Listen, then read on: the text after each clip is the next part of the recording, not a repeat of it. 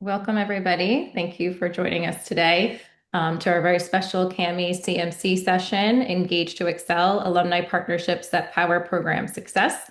My name is Melissa Cross, and I'm the Associate Vice President of Education with CAHME. So just as a reminder, this is a CAHME Mentorship Circle session today. And what that means is we developed the CAHME Mentorship Circle back in 2018 to kind of help further CAHME's mission of advancing the quality of healthcare education. And 3 of our programs today are longstanding CMC original programs when we first started this, again, back in 2018. And it kind of just recognizes the programs for demonstrating what they're doing well within their programs, how they're making a difference across the field, and how they can help better also our programs going through the process.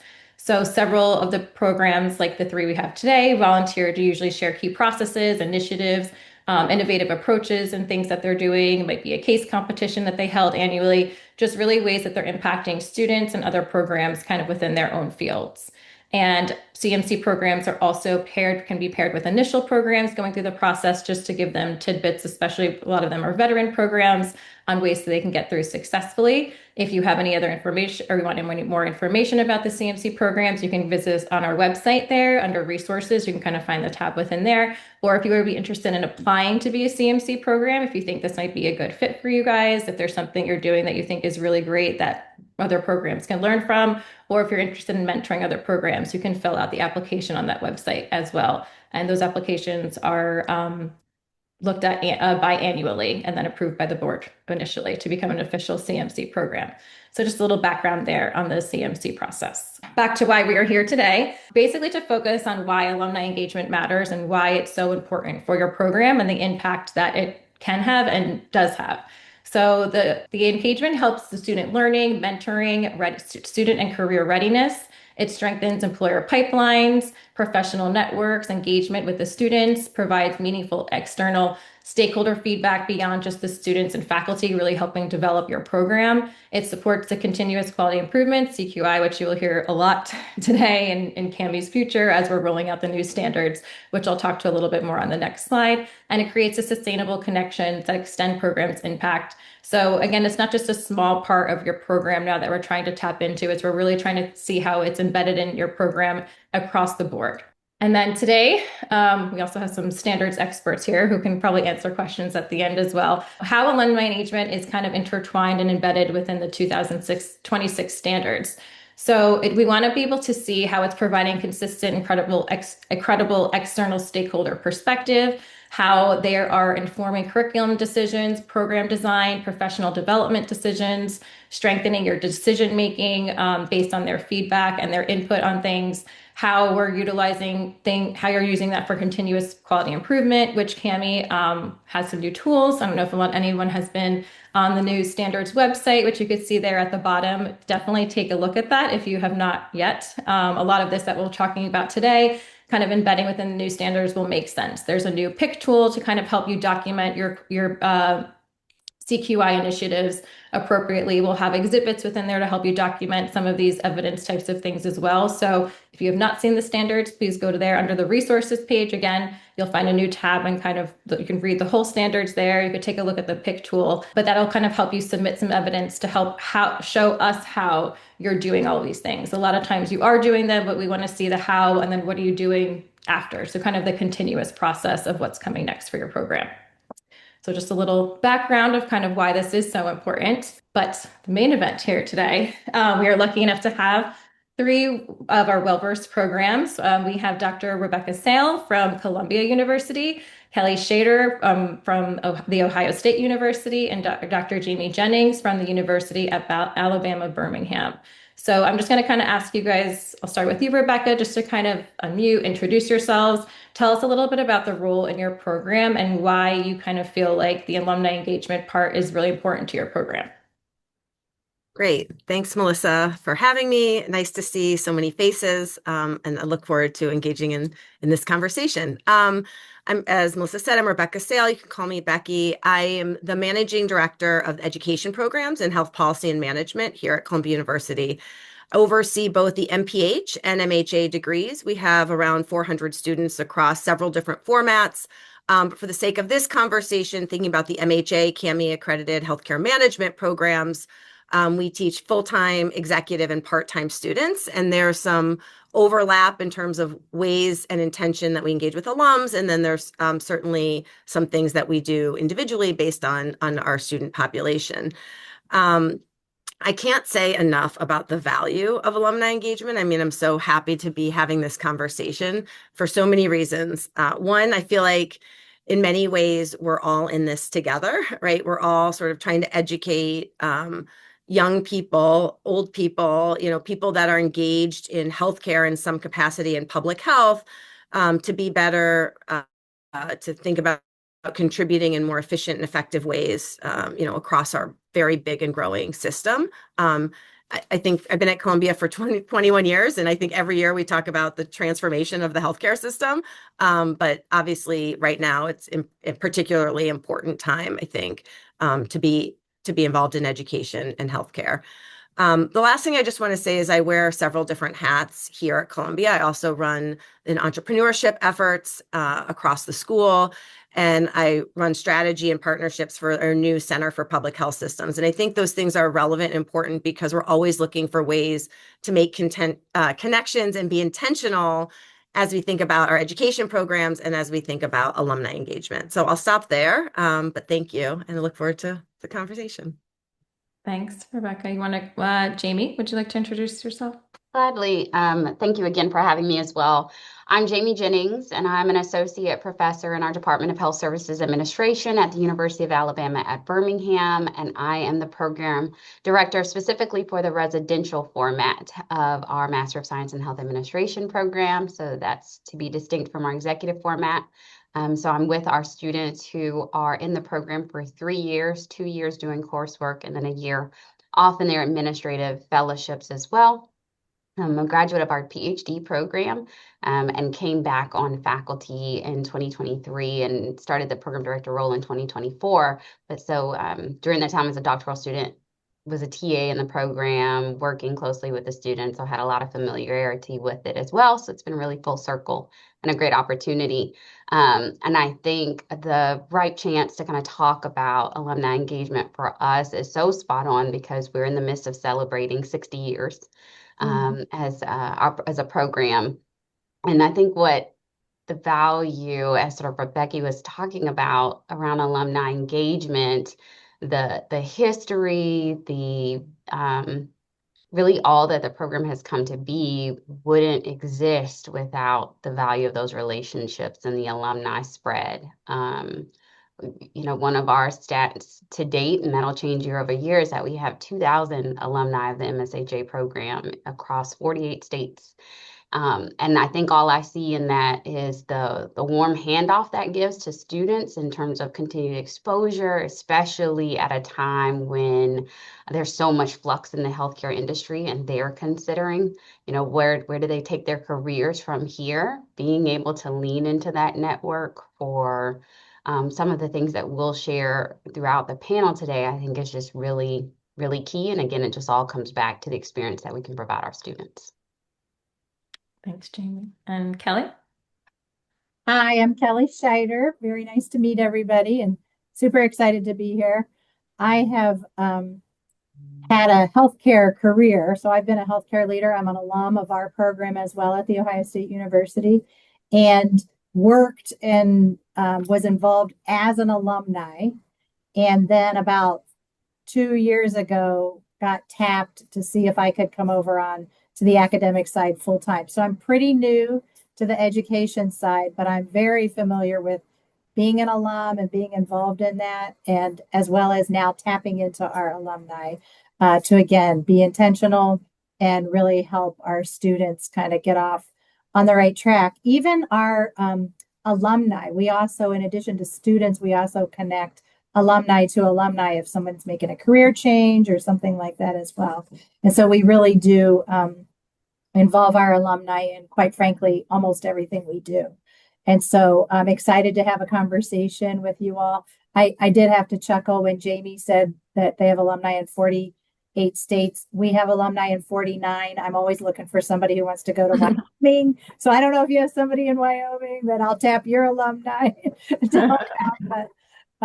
But it is one of those things where you can really, anything you can do to sort of help make connections for others really just helps the process grow and build and continue to be help our students be the best that they can be.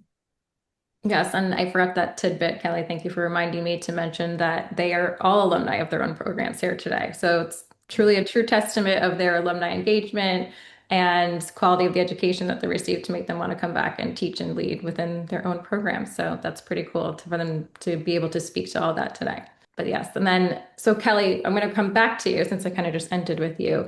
Do you mind kind of speaking on now, kind of like, we're going to go back into telling how, like, what does this now look like within your program? So we've heard kind of, why is it important? Now, what does it kind of look like embedded within your own program?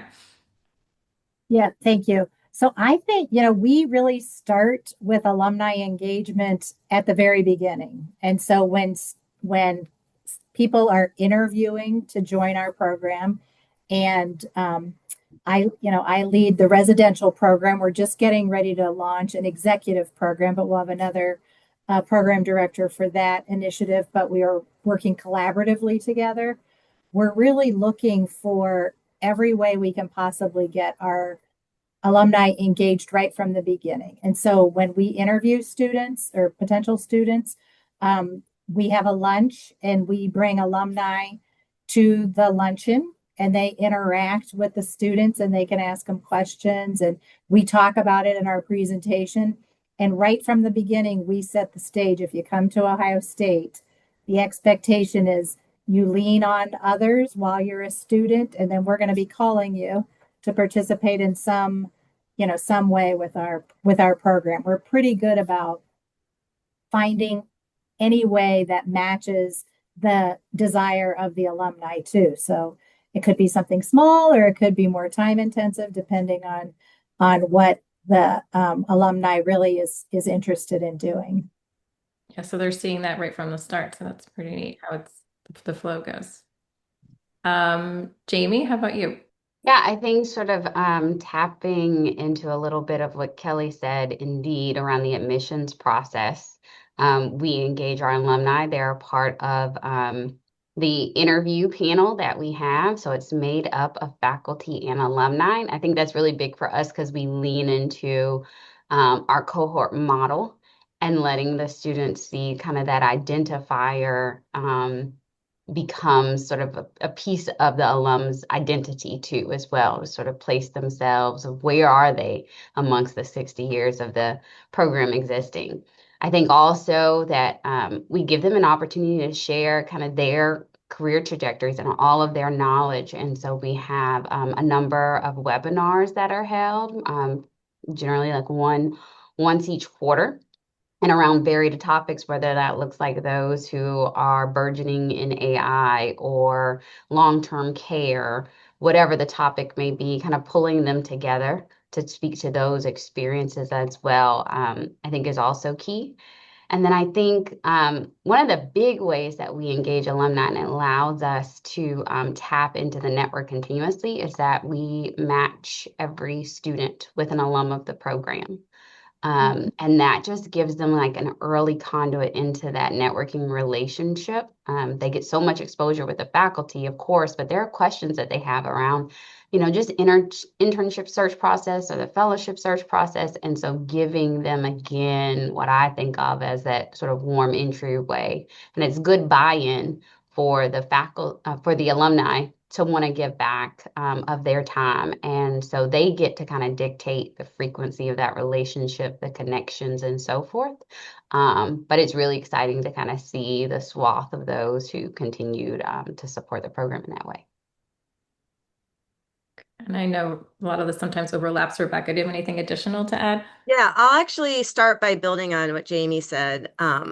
We also have an alumni mentor program. And one of the things that I found has made it more effective is actually doing for the students who are students engaging as mentees, we actually do a training on what does it mean to be a mentee? How can you be effective as a mentee? we talk a lot about networking. What does it actually mean to network? How do you go about doing that? What are the strategies and tactics? And then putting them in environments where they have those opportunities to practice. So sort of as like a layer of component to building those relationships, which really are the core of what we're talking about, right? Relationships with our programs, relationships with our students, and of course, relationships with each other. So we emphasize a lot as students, you're a part of the network. I mean, I absolutely think about it at the point of admissions or the info sessions, but I actually think about it while they're students. Like, how do we prepare them to be engaged alums as they're actively engaged as students? And some of that people talked about, they're reaching out to alumni. So of course they want to be the reciprocal of that. A couple of other things I just want to highlight. Being really intentional. The mentorship is one idea, but even small things like mock interviews. Like you can, be very specific about saying to alums, I would like you to do, mock interviews, and here's what that looks like. And so it doesn't feel like a whole big lift of this ongoing, potential relationship, but rather I'm going to come in and out of these experiences and really add very intentional value to helping that student grow and prepare. Other things are, we do a lot of administrative fellowship prep. That's all run by alums who have been administrative fellows. They're the experts. Similarly, with our international students, some of the things that are unique to being international students, I often think the best resources are alums who've been international students, and they share their strategies with the students, but also with the faculty who are also, supporting and guiding students. So those are things that I think both inform our students, but also the programming. And then lastly, I always think about,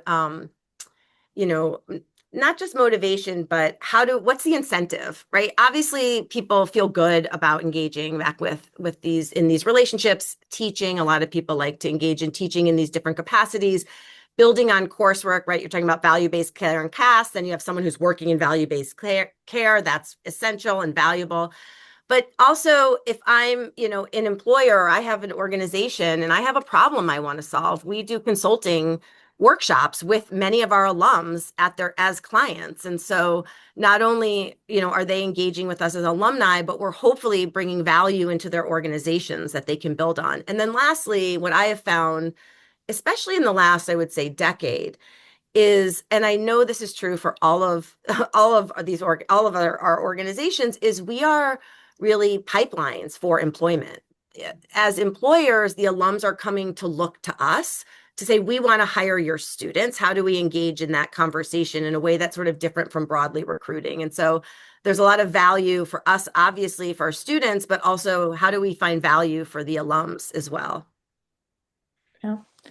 So how would you guys are obviously doing so many different things between, interviews and workshops and things like that. How do you communicate to the students? Is there like a newsletter they get, or is it something that's kind of mapped out through the year? Like, what does the communication to the students look like about these kind of alumni events? I can share a little bit. We have a professional development series. It's not really a course where the program manager and I meet with the students weekly, and we talk. Sometimes we'll do site visits, but sometimes we do these other events. And so we do a lot of email communication, of course, but we have a whole calendar each semester. So at the beginning of the semester, we try to map out what events are coming, and kind of how we're going to prepare the students for that. And so I think that good communication is really important, and you really do have to plan it out ahead a fair amount. So just to make sure you've got things, but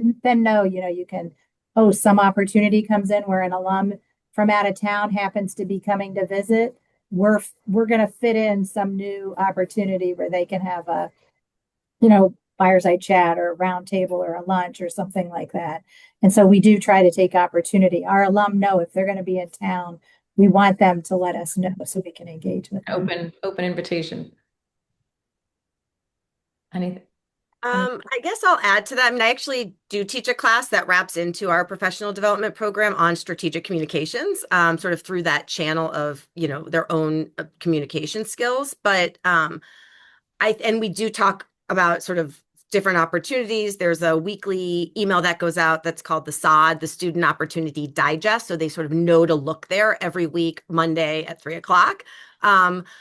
there's all sorts of communications. I mean, students are inundated with information about different activities that are happening. And so I have found the most effective is students communicating with students. So student groups working really collaboratively with some of our strongest student groups where we often have leadership to not just plan events or support them in identifying alums to be a part of their speaker series.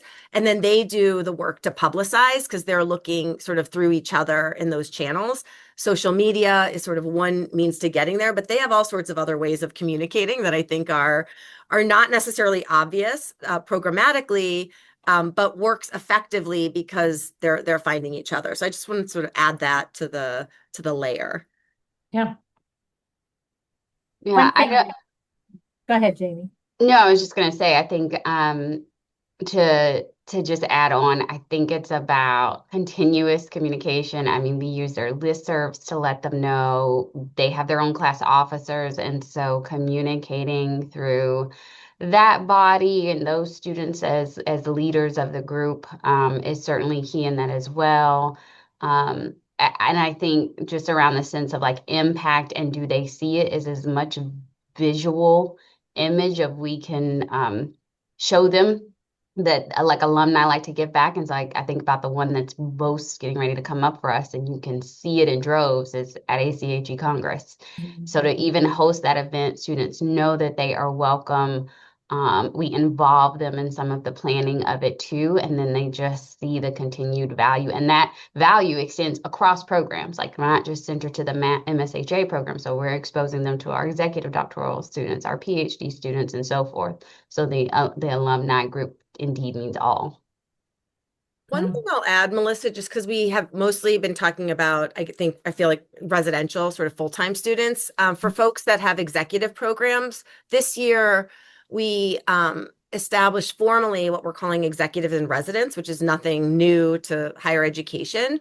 But sort of recognizing that the alumni mentorship, what that looks like for executive students is a little different, and really integrating them not just as a resource for one-on-one conversations, but into actually the classes. So they're engaging in the learning in different capacities or in some really intentional workshops. So I just want to add that in, and that gets infused into the programming in different ways.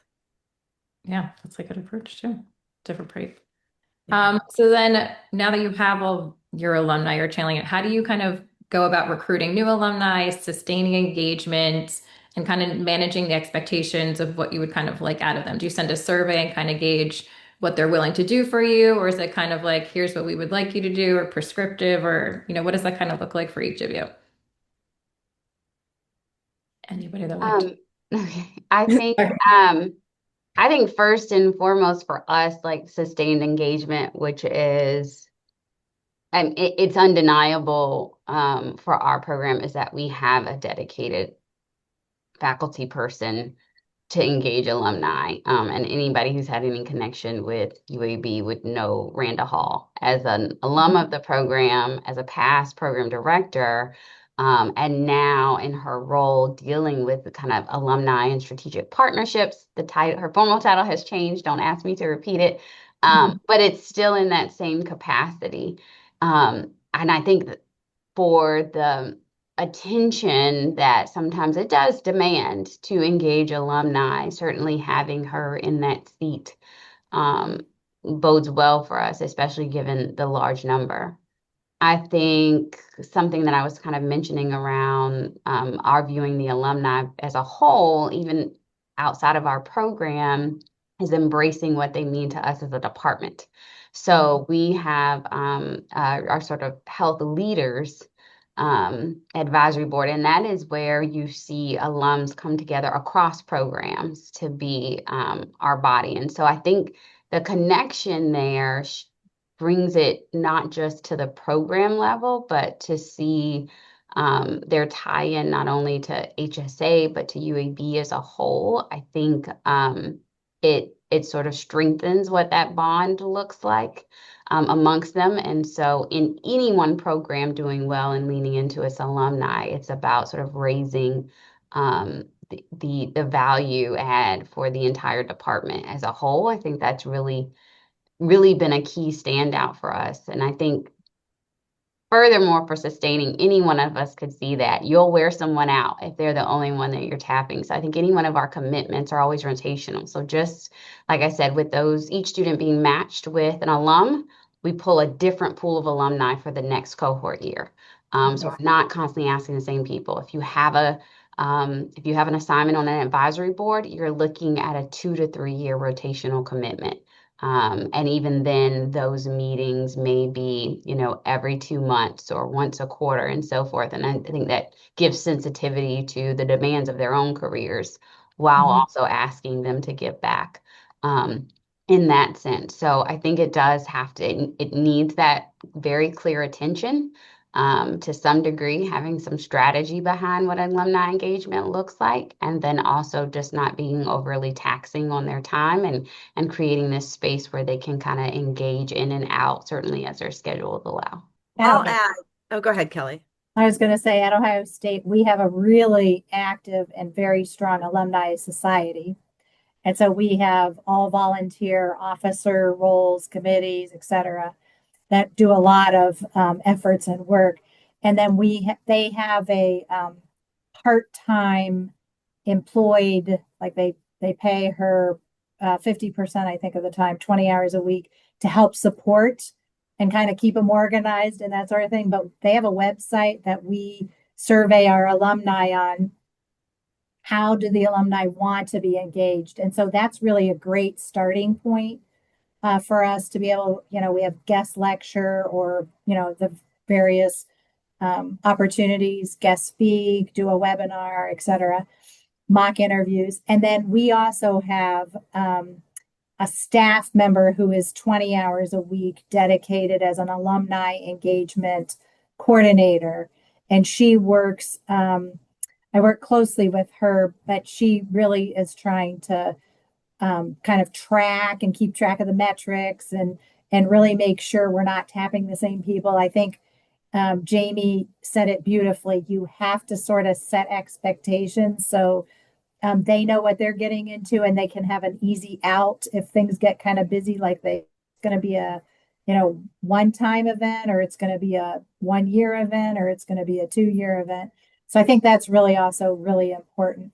If you don't have the staff support, there are ways to ask an alumni to take a lead and say, like, could you survey or, like try to garner who would be interested in doing that. It does take a little effort, but oftentimes they're really interested to help out, and that's a way they can serve.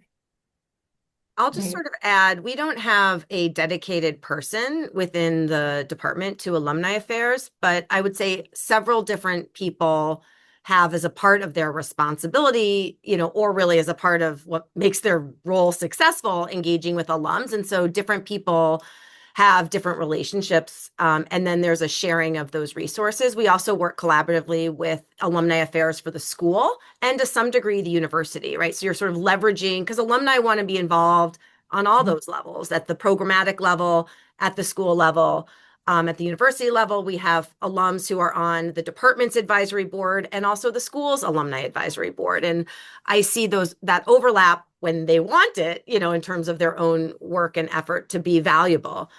I just want to also say you sort of have to touch them in all different ways. So we do surveys, both to sort of, to sort of reach out. Every year they have a chance to sign up to be an alumni mentor.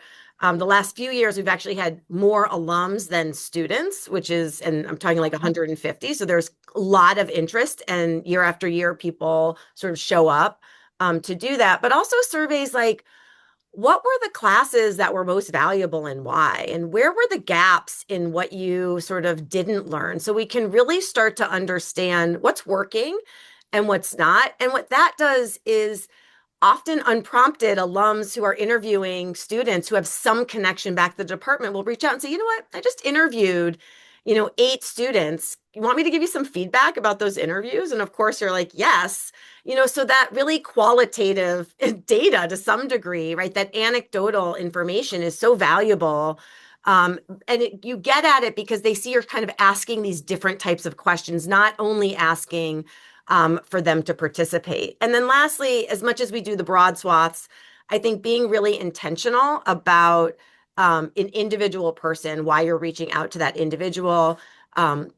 There's sort of the alumni advisory board, but then I have the entrepreneurship stuff. So alums who are very involved in entrepreneurship, I'm going to ask them, to sort of engage with our work and our students who are particularly interested in the things that they're doing, where they can really add value back, not just to the management programs, but also, to the things that we're doing that are everything's so connected. So it's a little bit of everything, but also I think the more intentional you are about what you're asking, the more touch points and opportunities you have to engage with different types of people. Yeah, and you touched on something which I'm going to get to in a second about how you're using it for program improvement. But I just want, while we're on the subject of alumni engagement, there was a question that came in and wanted to know what percentage of your alumni do you think you're tapped into out of everybody? If you guys have any idea. Boy, that's a really good question. I have not done the math on that, Yeah. but I'd be interested to figure that out. I bet it's 50% of our alum have some connectivity back to the program, but that's a guess. Yeah. So Columbia's program is 75 plus years old. Actually started at the hospital as a health administration program, which a lot of people don't know. In the late 80s, Professor Larry Brown, who was the department chair at the time, actually renamed it into health policy and management and brought in a lot more policy and scholarship in those areas. I would guess it's like 5%, but that 5% is thousands of students, not just or alumni globally. I was in Dubai for work and I met with an alum who's at Cleveland Clinic in Abu Dhabi. And she said to me, she was in the Peace Corps before she came to the MHA program. And she said she came into the MHA program so she could go get a fellowship at the Cleveland Clinic and then go to Abu Dhabi to work. And I was like, you might be an N of one, but you sort of find there are people all over the world. And so I think less focused on maybe the percentage or that type of data and rather the sort of richness of the engagement for the people who are involved. That said, I have noticed when we reach out to alums from decades ago, for a long time, there wasn't a whole lot of activity in terms of outreach. And so they're welcoming and interested in being engaged. And they have so much value to bring in and time to some degree. And so really, again, being intentional about who you're asking for what has been helpful. And my name's Jackie, and I was the one that asked the question. So that's super helpful, and I agree. Like it depends on numbers and things. We're a small niche program. We're actually a quality and safety program. So our cohorts are 10, 12, 14 people at a time. So we're not looking at thousands, and we're fairly new. But I guess the reason I was asking is because of do you phase folks out? Because, if you're talking about a program that was running in the 80s and 90s, your curriculum, expectations, the learning is all going to be so much different. So how would you perhaps engage those older alum that are, have been, but you still want to keep them because like you said, they're great resources. So perhaps you could touch on that slightly as well. Yeah. I mean, I don't exclude any alum. I mean, even people that are doing things that some might think are not healthcare management or public health related. I can't find the argument for not finding the connection, I guess. But understanding what are they interested? I guess I would start by finding out how are they interested in contributing?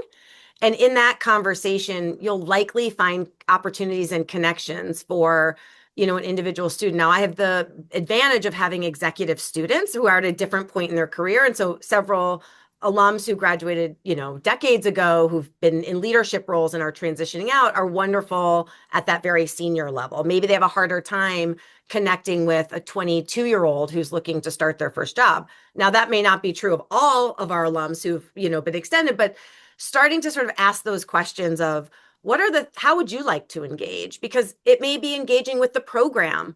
That's really important. We used to teach a class on facilities planning that for a long time stopped being taught. And then we brought it back, healthcare facilities planning. And so sometimes I think the things you taught years ago, there's real value in thinking about what does that look like now in the curriculum now, because I think we've left out some things in education and in learning just because we've evolved. And so it's never a bad thing to sort of refresh and understand, what their experiences were, what they saw, and how they think they might be able to contribute or start there. Jackie, thanks for the question. I would also add, when you're assessing or when we are assessing curriculum and kind of the impact, we have a pretty detailed survey that we send to alumni 2 years post grad and 5 years post grad. And the reason that we decided to do that is because it's far along enough that they have some experience, but we think they can make the connection back to the curriculum itself. And then we use that. But for people that are, more seasoned and have a longer career span, we ask like if they've taken a student for a summer residency and we say, how did the student perform during the summer or during this project or in the mock interview or something like that, to try to glean if we're trying to teach the right things. Because I think you're spot on. Once you get so far out, they can't really make that connection. And I would just add, which I think we all are saying, I think it's a balance between the two. It's not only surveying them what they want to do, but in the balance of whom we have on the call today, sometimes they don't know. Like I love the conversations with alumni who will say, like, I just really want to help with the program. And I'll ask, okay, well, what you let me know. Crickets. So I generally have the list. And I think to Becky's last point about not excluding anybody, the list is important because it finds a space for everyone. So if I'm talking to just a very recent grad, maybe they're just out a year, they see the value, they want to give back, they are not in a financial position, let's say, to give back. And so you start iterating with them maybe around like, hey, what are you seeing out on your job? Do you have internships? Do you have fellowships? Do you have that access and sort of piece? Again, you can kind of start to serve in this initial mentoring role. So there are those pieces. And then the spectrum does go out into the things that we know we need continuing support with, especially around the financial changes and increases. Who are the alums that can support and give back in terms of donor dollars? That piece is really key too. And there's so much that exists in between there, coming back into the classroom with project ideas. Additionally, being a mentor, maybe they're participating on the webinars, maybe they just come do a talk about their leadership pathway, whatever that looks like. I think you want to create just broad opportunities for everyone to see a place for themselves to get involved. Yeah, I like that you give them a choice, better to have options to choose from so you know the expectations. There's a couple just while we're on the topics, and it's not so random at the end. A question came, how do you bypass FERPA regulations if your program did not keep alumni records for several years? I don't, and this was a question in the chat too that I saw come up, which I'm really glad someone together about databases. Years ago, I had this question and was like building my own database in Excel, which is not effective for all sorts of reasons. And I asked the business school what they do at Columbia, and they say, we use LinkedIn. This is like over a decade ago. And I was like, of course, because people are updating their own information. So really leveraging LinkedIn, I just tell students, if you connect with me, you can look through my connections and And so if there's and then there's a training. How do you actually use LinkedIn effectively? So that's useful. Again, going back to how are you preparing the students to engage in that capacity? But I say that because there are some softwares, I think it's called Live Alumni or Live 25, or that basically universities often pay for, that collect all sorts of updated alumni information through LinkedIn. So even if you don't have those records, the university should have records of people who graduated. And there are all sorts of now sophisticated systems that can pull in updated information that you can access. Thanks, Rebecca. Our alumni society uses a system called Wild Apricot, and it's a database. And so if you're involved in our alumni group, you can join this. It's pretty easy to navigate. If I can do it, most people can do it. And that's where we post, activities that are going on, or share opportunities to be able to do that. And then our university also has some systems, but it is a little bit clunkier. If they haven't given permission for us to reach out, then somebody has to get permission and then request to talk to the person if we don't already have a relationship. Thanks, Kelly. So moving on kind of on that, but there was a question also that came up. I know none of you are fully online, but I know we have some fully online programs here in attendance today. I could see some of the names. So they're kind of looking for, if they're, an online program, what are some ways that they can kind of embed this alumni culture within their programs if they're not a residential program? I don't know if you guys have any tidbits, or if anybody here would like to speak up from an online program. I see some names out there, if they're willing to share any ways that they try to engage their alumni.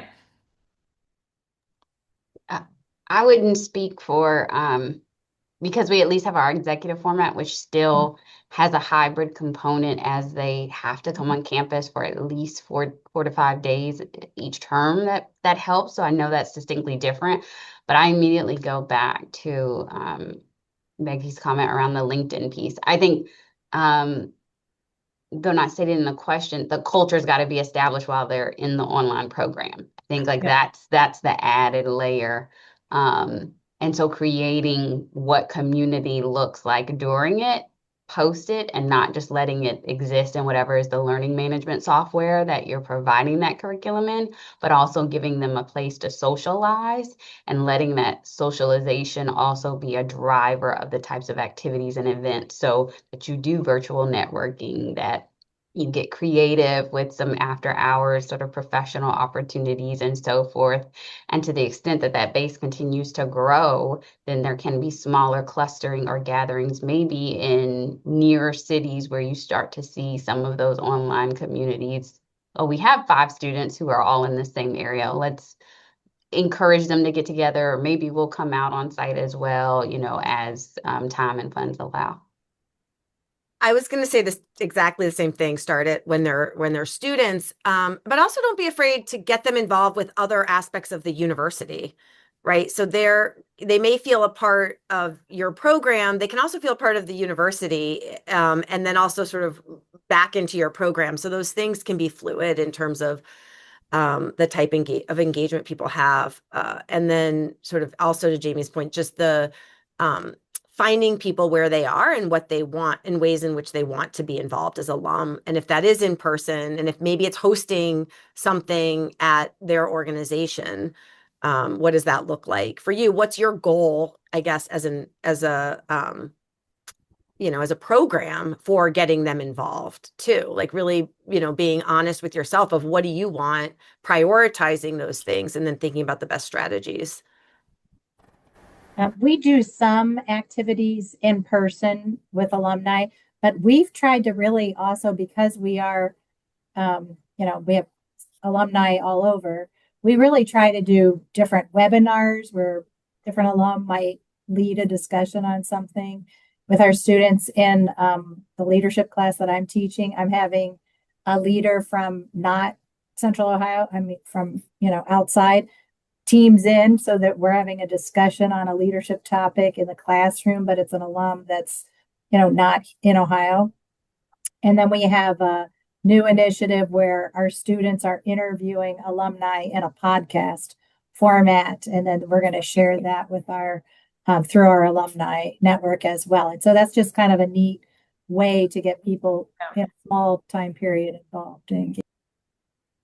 Yeah. And Kelly, just to build on, the only other thing I'd add that I was thinking about is like judges, alums, whether they're remote or in person, they make great judges for different things. And that's like a very short, easy way to get involved. And then suddenly they want to do more. Oftentimes they do something and then they ask to do more. Case competitions and things like that. Yeah. Anybody in the audience that would like to speak to how they do some alumni engagement, maybe within an online? Yeah, I'll be glad to speak a little bit about what we do. It's Blake Hendrickson, by the way, not Andrew B. It's just my real name. We're not totally online because we do start the program with the residency and then they come back for a capstone. But and we're continuing to improve every year. One way we have really started reaching out to alumni is to, during the interview process, really almost pick a few people that we know are going to be stars. Uh, and they develop, of course, a group me uh, with the other cohort members, and we lean on them to head up things like alumni engagement. And they do come as judges. They do come back for the residency, even if it's by Zoom, to talk about, like last year, we brought in an expert on artificial intelligence in the entire healthcare industry. Luckily, we're close to Nashville, so that helps. Um, but every person of our cohort becomes an ACHE, and they are paired up with a mentor in the Middle Tennessee chapter. So we're getting better at that. And I'm the one that asked the question about, if they didn't keep records for a long time. We keep them now. It's the week after the capstone that we gather all that and get permission. So that's one way we've been able to stay involved too. But yeah, it's definitely difficult online, but and I came from the world of healthcare for 27 years, so I'm still learning. But anyway, hope that helps. Anybody can ask me a question if they'd like to. Thanks. Thanks, Mike. This is Jackie. Our program is online with a 4-day on-site format, similar to what Jamie was saying. But we invite our advisory count. We have an advisory council, so we invite several alumni back. Same thing, get curriculum feedback, continuous improvement, all of that. Our students are unique in that they are mid-career professionals already usually. So it's different than like the MHA programs where it's, undergrad. So we do invite them back a lot of times to speak in our courses, as content experts, because a lot of times they're in that space. I mean, we have everything from CMOs to patient safety specialists in our program. So we have folks that have a lot of that content knowledge, and we'll ask them to come back to teach in the program. And then the great idea of having them come back to our on-site, the local folks, I'm actually gonna send that to my program director now. So we do try to engage them, and we do start it off in the beginning because we do discussion boards, we do weekly optional calls to create that cohort base and to create that relationship building early on in the program. But again, it's optional. So it's not like you have to be online Wednesday from 6 to 9, but a lot of folks do look forward to that. We have the guest lectures. So again, that community feeling. And then we do interview them at the end of the program as well and say, do you want to stay engaged in all of that? So that's kind of how we get that buy-in. I just want to respond to Jackie because she made me think about some of the things we were trying to do during COVID. Online like game nights. There are, and I'm sure there still exist, companies that send things out to different people, and then you sort of get together with whatever you've received and you sort of engage in a different way of being social. So I do think you can leverage some of these really creative things that have come up that might not necessarily be about the program, but certainly be, related to community building. Yeah, for sure. Anybody else have anything to add? Okay, well, I know we have about 10 minutes left here. I don't want to keep you guys here all day. So just going back to like the CQI part, just again, because that's such a big part of the standards coming here. I know I've heard you guys kind of take their feedback on advisory boards, via surveys. Is there anything else you're using to really get those like informative pieces from your alumni and stakeholders to kind of, for program improvement purposes and how it's kind of shaping your program? Is there any other additional ways than that, or have we kind of tapped on all of them? One thing I would add, we have a fair amount of students who want to pursue a fellowship. We don't require it like UAB. And we have alumni serve as fellowship coaches. And then if the student is going into the job market, then we're working to develop a program where they have a job coach, so to speak. So someone to kind of help them work through the process.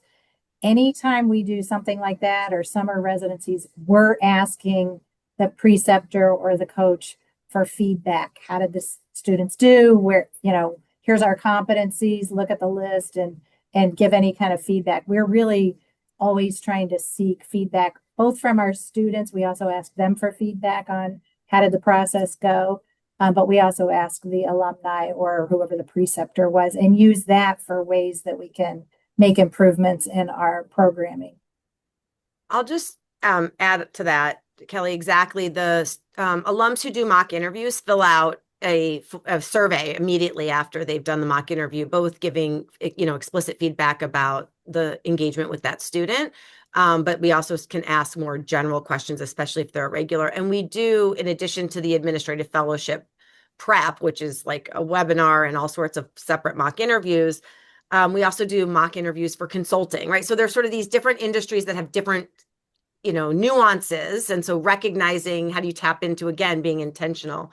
Those alums, the preceptors at jobs, they're not always alums, but that's a great way to get that sort of continuous feedback piece that's so important in competency development. And this might seem so, when you're putting your rubrics together and you're wordsmithing and you're trying to be clear, I also kind of can't emphasize the value of putting the time into doing that, because the more clear you are with yourselves about what you're measuring and how you're getting the feedback, the easier it is for alums or anyone really to then be able to respond explicitly to that measure.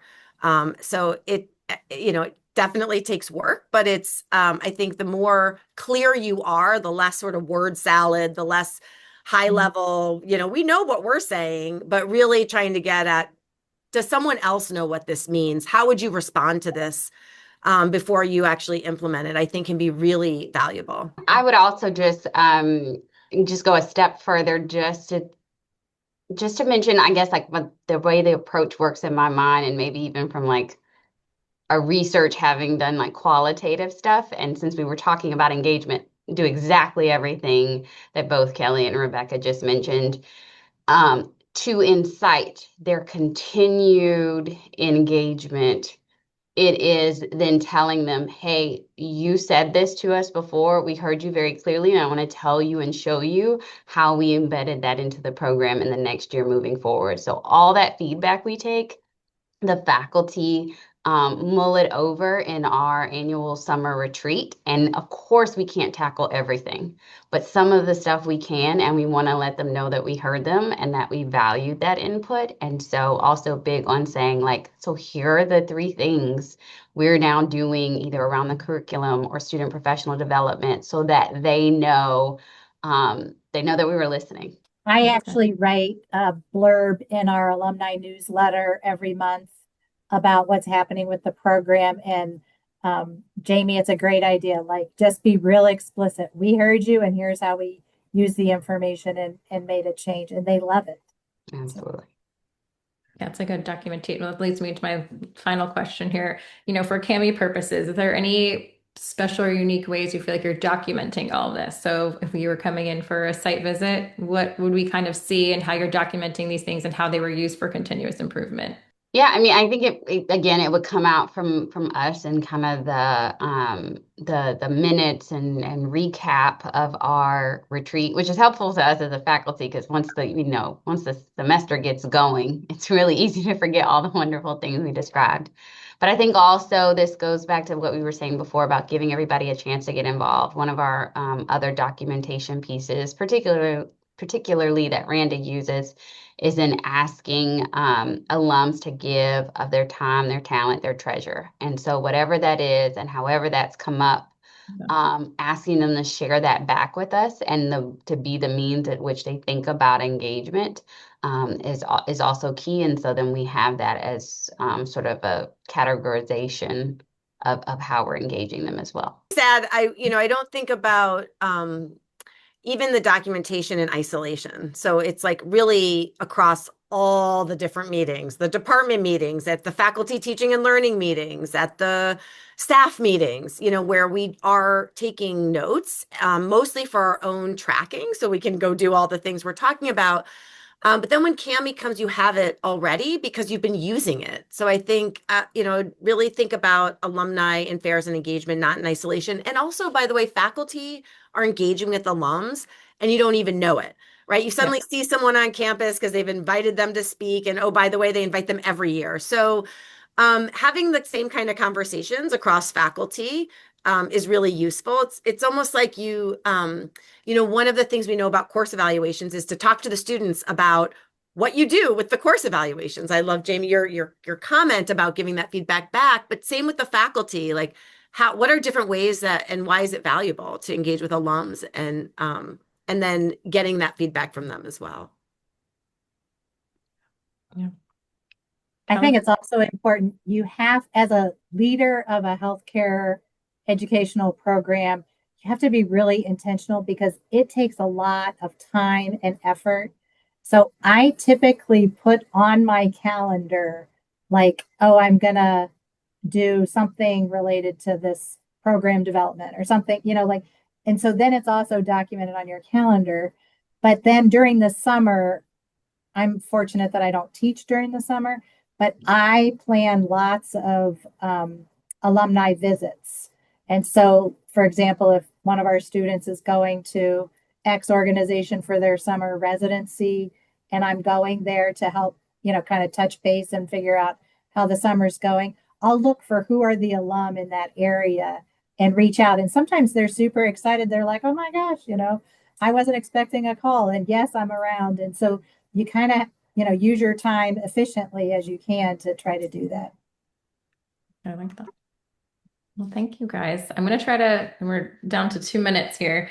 Try to open up to quick Q&A if anybody had additional questions for the three of them while we have them here. I'm sure they've all been so lovely to work with. They wouldn't mind also you reaching out to them about anything specific that they discussed today if they wanted to elaborate on that more. Thank you all for joining us today. We appreciate you taking the time to sit with us here. And thank you to our three panelists today. We really appreciate all of your valuable feedback, and thank you for being CMC programs.